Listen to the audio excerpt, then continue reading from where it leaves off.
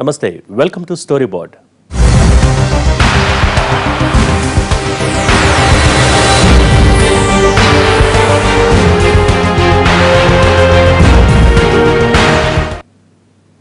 BJP పేరు చెప్పగానే టక్కున గుర్తొచ్చే మరో పేరు ఆర్ఎస్ఎస్, రాష్ట్రీయ స్వయం సేవక్ సంఘ్.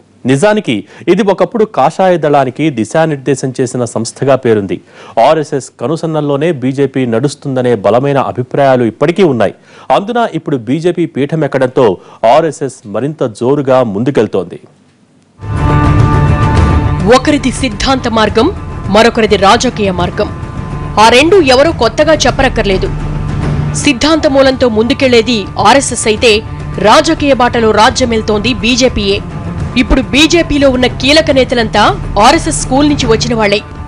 ఇప్పుడున్న కీలక నేతలే కాదు, బీజేపీ అగ్రనేతలైన వాజ్పేయి, అద్వానీల దగ్గర నుంచి మొదలు పెడితే ఇప్పుడున్న ప్రధాని మోడీ, బీజేపీ జాతీయ అధ్యక్షుడు అమిత్ షా వరకు అందరూ ఆర్ఎస్ఎస్ భావజాలం నుంచి ఆవిర్భవించిన నేతలే. సంఘ్ పరివార్ ఇదో మహా సామ్రాజ్యం. ఇందులో ఆదేశించేది ఒకరు, వాటిని ఆచరించేది మరొకరు. శాసించేది ఒకరు, వాటిని పాటించేది ఇంకొకరు. చాలా దశాబ్దాల పాటు ఈ సమీకరణాలు ఇలా కొనసాగుతూనే వచ్చాయి. ఇప్పటికి కూడా ఇలాగే కొనసాగుతున్నాయి కూడా. తెరపైకంతా సవ్యంగా స్పష్టంగా ఉన్నట్లు కనిపిస్తున్నా తెర వెనుక మాత్రం సీన్ మారుతోంది. కమల దళానికి ఖాకీ నిక్కరుకు మధ్య దూరం పెరుగుతున్నట్లు కనిపిస్తోంది. సంఘ్ పరివార్లో ఉన్న సభ్యుల మధ్య సయోధ్య కాస్తంత తగ్గుతూ వస్తున్నట్లుంది. ఇంకా చెప్పాలంటే ఆర్ఎస్ఎస్ బీజేపీల మధ్య దూరం పెరిగిందా అన్న అనుమానాలకు ఇది ఆజ్యం పోస్తోంది.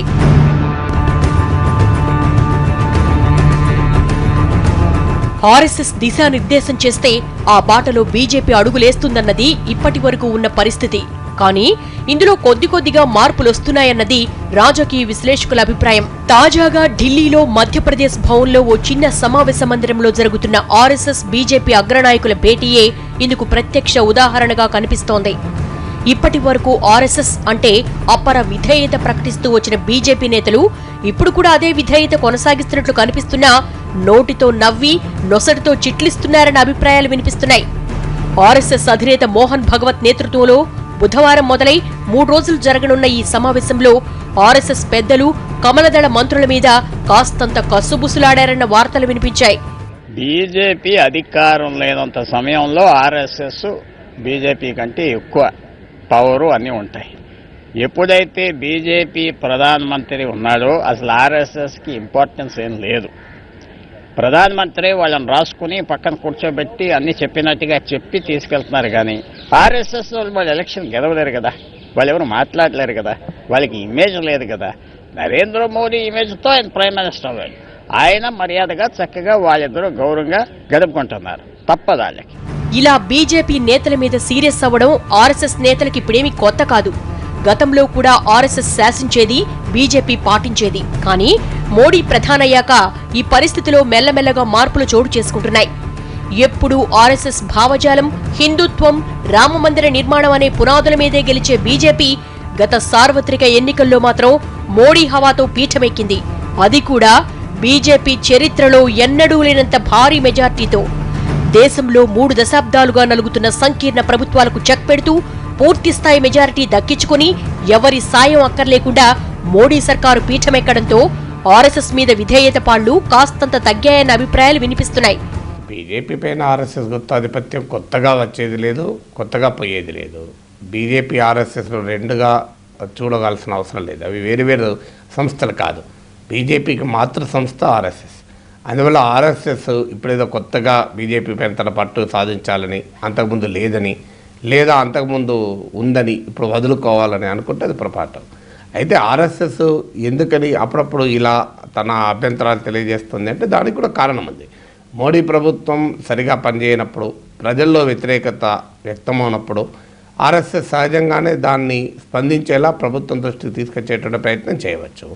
లేదా ప్రజల్లో ఆర్ఎస్ఎస్ పలుకుబడి తగ్గకూడదు కనుక, ఎందుకంటే మోడీ అంటే ఆర్ఎస్ఎస్, బీజేపీ అంటే ఆర్ఎస్ఎస్ అనుకుంటారు కనుక బీజేపీ వైఫల్యాల వల్ల ప్రజల్లో వ్యతిరేకత పెరిగితే అది కేవలం బీజేపీకి మాత్రమే నష్టం కలిగించాలి తప్ప ఆర్ఎస్ఎస్కు నష్టం కలిగించకూడదు అనే వ్యూహంలో భాగంగా కూడా ఆర్ఎస్ఎస్ భిన్నమైన అభిప్రాయాలు చెప్పచ్చు. ఇందుకు ప్రత్యక్ష ఉదాహరణలు కూడా చెప్పుకొస్తున్నారు. ఇప్పటికే ఈ సమావేశాల మీద కాంగ్రెస్ తీవ్ర స్థాయిలో విమర్శలు చేస్తోంది. ఈ సమావేశాలకు ప్రధాని మోడీ కూడా రాకపోవడం కాంగ్రెస్ ఆరోపణల్ని బలపరిచినట్లవుతోంది. ఆర్ఎస్ఎస్ తీరును తప్పుబడుతూ కాంగ్రెస్ నేతలు తీవ్ర స్థాయిలో ధ్వజమెత్తారు. కానీ దీనికి ఆర్ఎస్ఎస్ వెంటనే కౌంటర్ ఇచ్చినా బీజేపీ మాత్రం పెద్దగా స్పందించలేదు. ఈ సమావేశానికి బీజేపీ జాతీయ అధ్యక్షుడు అమిత్ షాతో సహా బీజేపీ మంత్రులంతా హాజరయ్యారు. కానీ ప్రధాని మోడీ మాత్రం సమావేశానికి రాలేదు. అయితే ఆ 2-3 రోజుల్లో సమావేశానికి వచ్చే అవకాశం ఉందంటున్నారు. వీళ్ళు వాళ్ళ దగ్గర పోయి ప్రభుత్వంలో ఏం చేస్తున్నాం, ఏం చేయట్లేదు, ప్రభుత్వంలో మేము ఉన్నప్పుడు ఏం చేయాలి, ఇటువంటి